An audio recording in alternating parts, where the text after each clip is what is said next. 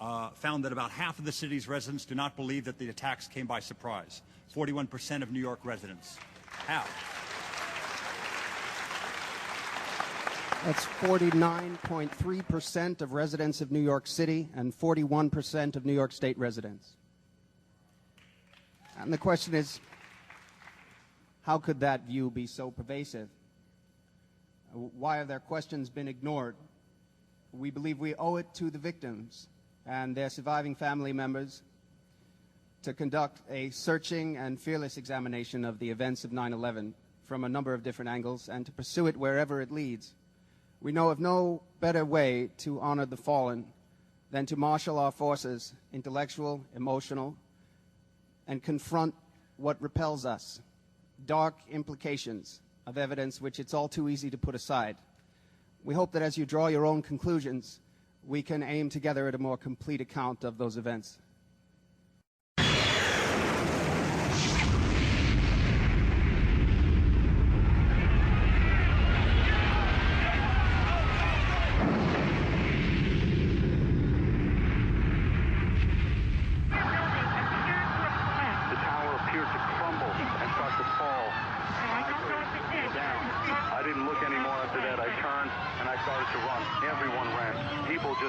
People ducked into doorways, and people didn't stop to look behind. I got to be so sick that I couldn't breathe at all. I just find it's really hard to talk.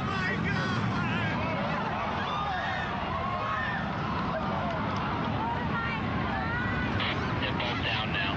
It's just a huge cloud of smoke. We have an airplane that crashed into the Pentagon.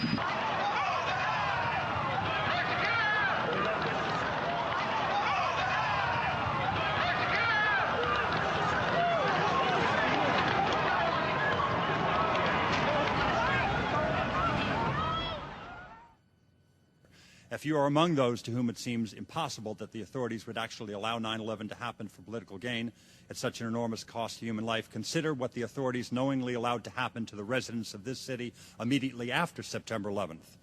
Let me please introduce Jenna Orkin of the World Trade Center Environmental Organization. Jenna.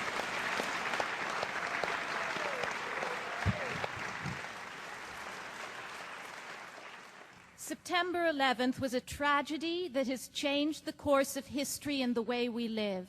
It was also an environmental disaster of historic proportions. The World Trade Center contained about 50,000 computers, each made with between 4 and 12 pounds of lead. That's not including World Trade Center 7. Hundreds of tons of asbestos coated the first 40 stories of at least one tower. The tens of thousands of fluorescent light bulbs each contained enough mercury to contaminate a quarter of a city block. The smoke detectors contained radioactive americium-241. The alkalinity of the air was equivalent to that of Drano. A month after the disaster, scientists from the University of California at Davis found levels of vanadium and very and ultrafine particles that were the highest they'd ever seen of 7,000 samples taken from around the world, including at the burning Kuwaiti oil fields.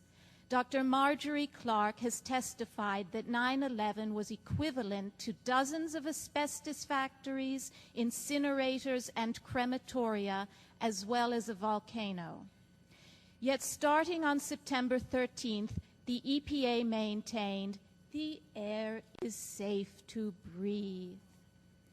A report by the EPA Inspector General in August of 2003 revealed that EPA's press releases, which initially warned the public about asbestos in the air, were edited to offer reassurances instead. The editing was performed by the White House Council on Environmental Quality in order to reopen Wall Street. That's in the report.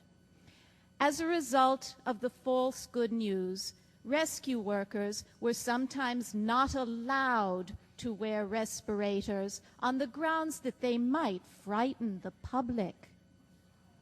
Insurance companies often refused to pay for cleanup. forcing residents to clean the tons of toxic debris in their apartments as per the instructions from the New York City Department of Health. Use a wet mop or wet rag, and where the dust is really bad, wear long pants. We are beginning to see the consequences of this disastrous chain of events. Over half of the heroes who cleaned Ground Zero are already manifesting serious respiratory problems. Hundreds of firefighters can no longer work, and as a harbinger of what's in store for people, 14 rescue dogs have died. The Commission report deals with this issue in a footnote on page 555.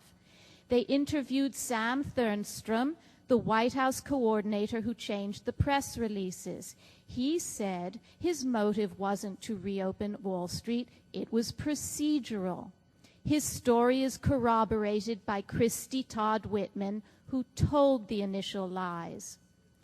When John Gotti is corroborated by Lucky Luciano, that may be good enough for the Commission. We should not rest there.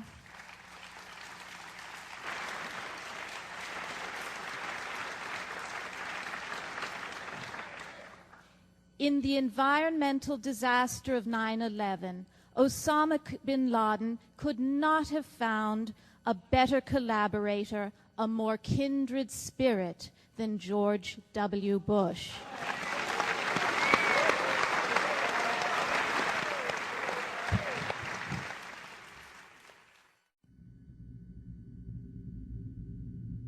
We can reassure the public that the air is safe to breathe, the water is safe to drink. EPA officials were lying to the public and to Congress about the health effects engendered by the 9/11 catastrophe. Because the EPA said the offices were safe and employers ordered their employees back into these buildings, and thousands of us are now permanently ill. I headlined at Radio City Music Hall with the Rockettes dancing behind me. I sang everywhere there was to sing a song, but I can't sing now because every time I try to sing now, I choke. So in the middle of October 15, 2001, I came to work.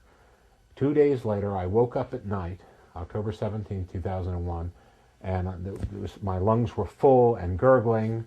The respiratory function was so low that it woke me up out of a sound sleep. And from that day on, I've been sick.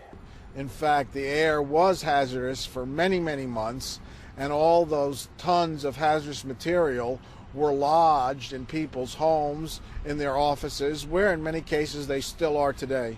I think the major failure by the U.S. government after 9/11 was its failure to act as a government should be, and that is to inform and to protect. Of all the terrifying images, on September 11th, the collapsing Twin Towers were among the most horrific. A shocked nation saw the two largest structures in New York City skyline dramatically crumble before our eyes. Given the vast scale and unprecedented nature of the horrifying spectacle, and lacking any information to the contrary, viewers could only assume that the fiery crashes of Flight 11 and 175 were the sole causes of the tower's subsequent collapses. Building number 7 at the World Trade Center was a 47-story building with a steel frame. No airplane crashed into it, nor did the towers fall onto it.